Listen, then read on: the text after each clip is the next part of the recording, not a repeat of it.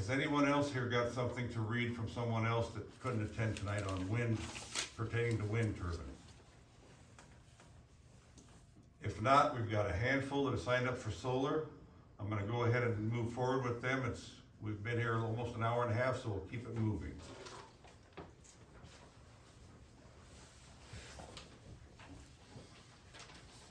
First one I've got is Al Schaefbaugh.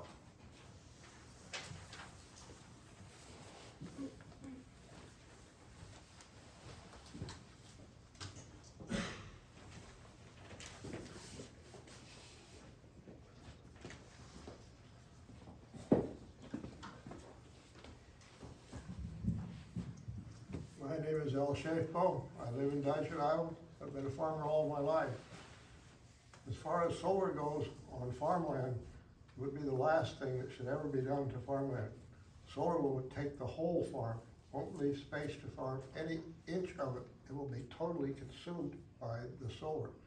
When we're done, as I mentioned last time, who's gonna clean this up? Do you have any money to clean it up?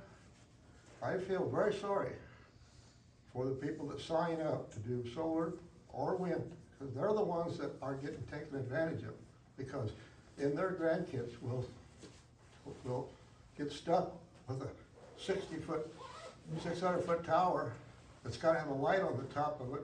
They'll have to keep that running even if they don't tear it down. It'll cost them $1 million to get rid of it. So who would sign an agreement with anybody that 30, 60 years from now, you've gotta tear it down? If it's a solar project, how are you gonna take all that off of your farm? It is just unreasonable to think that anybody would sign anything like that. I personally have had contacts to put solar on my farms. I asked him for the contract, I read the contract, he called back, said, "Are you ready to sign?" I said, "Why would I sign this? I signed all my rights away." Once you sign that, you have no rights on your farm. Even if it's a wind tower that only takes up 2 acres, you've signed up the rights to the whole farm. It's gone. They tell you what you can do, what you can't do. I would hope that these people that are putting up these wind towers would think a little bit about the people that they are destroying. Just sign it up. I am for a moratorium on wind and solar. Thank you.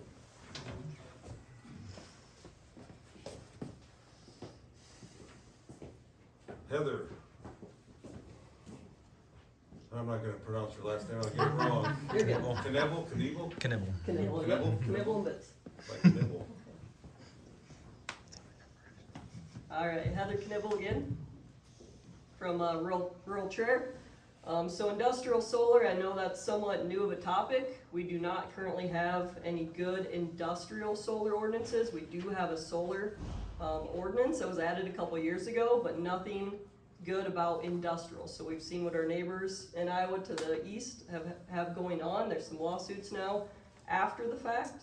So we really need to look at that. So I know in the Senate a while back there was some talk of trying to do 65 CSR to restrict where you cannot put it on 65 CSR or higher. I don't think that went anywhere yet, but it's a topic that even in our upper government of Iowa have been talking about that. So definitely takes up a lot of land. Definitely in favor of a moratorium on that. We need to do more work. There's a lot of counties that don't even have solar ordinances to this date. And as others said, we have companies already coming around asking farmers for land. You know, these, they could probably put them pretty close to your house. We don't have things in place to protect people. There's a lot of risks that can come up. So definitely in favor of it. We need to do our homework. This one, I like that you guys did 12 months. It's gonna take time. You know, we're gonna have to probably go to other counties and try to learn from others. We have to learn. We can't just, let's throw this up and see what happens and deal with the problems later. Our future and our generations are too important for this. So let's think about it, guys. Thank you.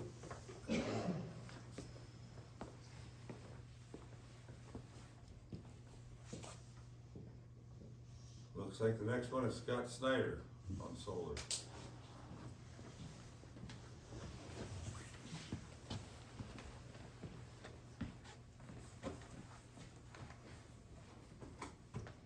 I'm Scott Snyder, live in North Cloutier. I spoke a little bit ago about a moratorium on wind and solar. A lot of concerns with the solar. You put in all these solar panels and everything else, you get a snowstorm. All the electricity that it produces now has to heat the solar panels to get rid of the ice. So now all that power is wasted. Now, dust. When these solar panels get covered with dust, they have to have cleaners go over them. When the cleaners go over them, they suck up all the power that these things are making. When they get broken, when they have to be replaced, who takes care of it, what's left over, and where does it go? Another question, where are they manufactured? Another question, what kind of pollutants are used to manufacture these things, and what countries are using, are they taking care of their environment as they produce these elements for all of these things? Your batteries, all this stuff that goes with all of this renewables. It's not renewable, it's destroying everything. Natural gas is clean burning. Coal in this country, you can burn coal super clean. You have fly ash left over, they use it in concrete, they use it as fillers. It's not that detrimental. As far as your carbon footprint, why are we not keying in on cars going 100 miles to a gallon on fossil fuels? Why are we keying in on electric cars with lithium batteries that die and fill landfills? Mother Nature can absorb many of the pollutants we put out every time a volcano erupts. Do you know how much pollution is put into the air, spewed into the atmosphere? More than we've put out. They know it. And Mother Nature and the way God created everything can absorb all these things. Our responsibility is to use our resources more wisely. Thank you.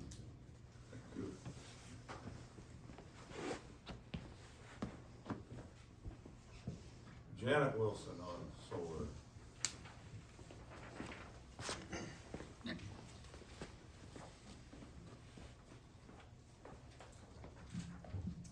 Good evening, I'm Janet Wilson, resident of rural Cloutier and the wife of a Cloutier volunteer firefighter.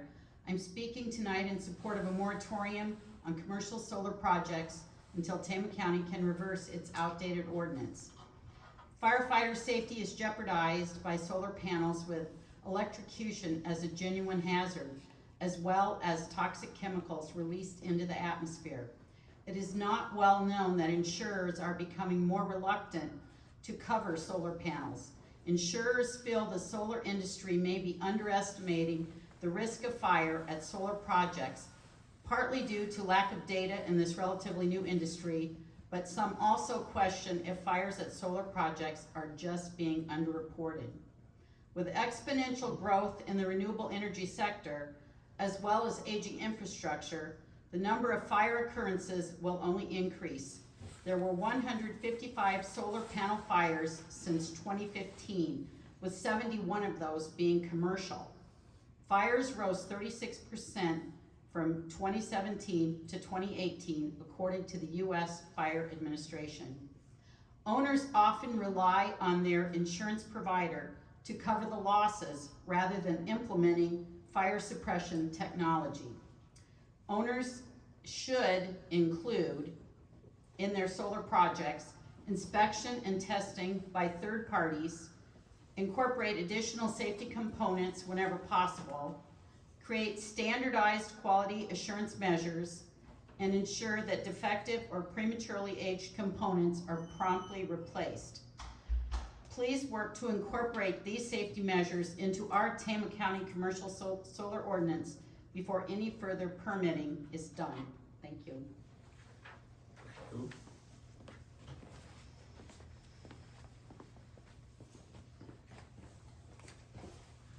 I believe our next one is Laura Wilson on solar, or yes, on solar.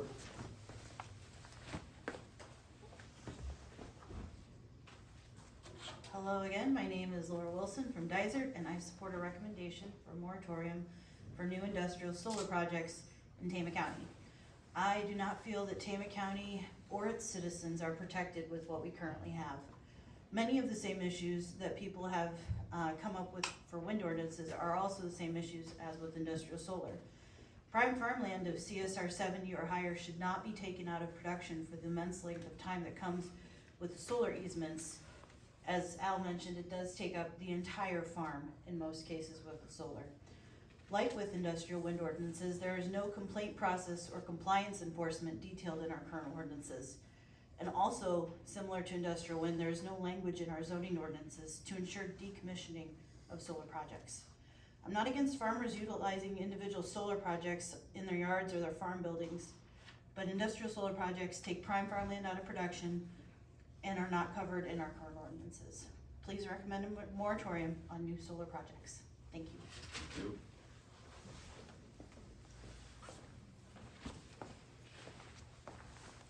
That'll be our last speaker for solar.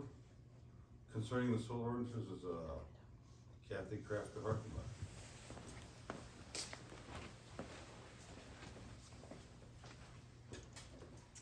Well, thank you. When we're sitting here tonight, I'm thinking about my days in FFA and soil conservation speaking, and one thing still sticks with me. It takes 100 years to form 1 inch of topsoil. And those of us who farm understand how precious the soil is here in Tama County. We do everything that we can to care for it and nurture it, because we know if we don't take care of the land, it won't take care of our families. So compaction is really critical. And where our family farm is, we can see Benton County. We only wish we were in Benton County, because Benton County has the vision to understand how precious that resource is. Benton County has enacted an approach to land use regulations that no industrial projects are allowed, period, on land with 70 CSR or higher. We have some of the most productive soil here in Tama County in the world. That's why Pioneer has a plant here in Toledo and one in Dysart.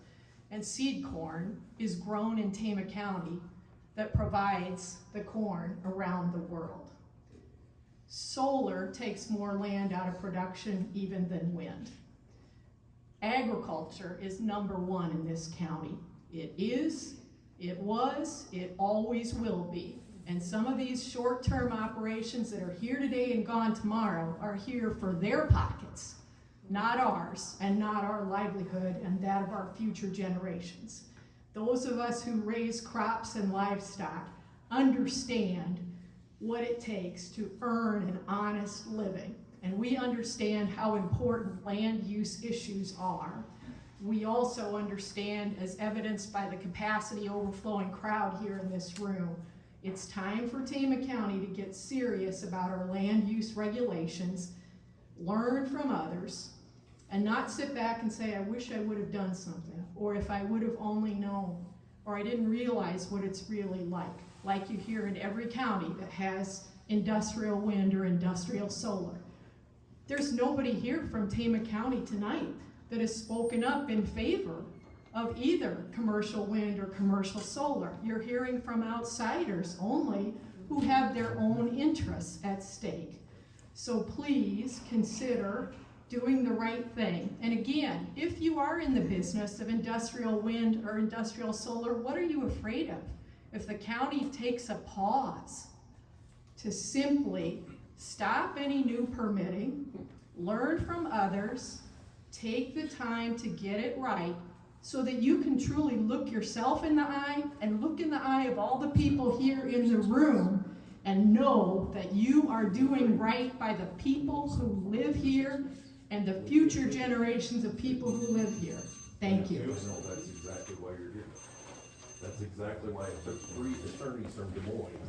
And the only Tama County, and you know what, the only Tama County, he left. Kurt Byrne didn't even speak on his own. That's because they're tired of getting bullied by TK. Can I interrupt you guys for a second, please? Everybody's had a chance to speak that signed up or that couldn't be here. I'll ask one more time, does anybody have any papers with them that someone else sent that wasn't able to be here tonight that wanna speak? I better get over to the mic. Yeah.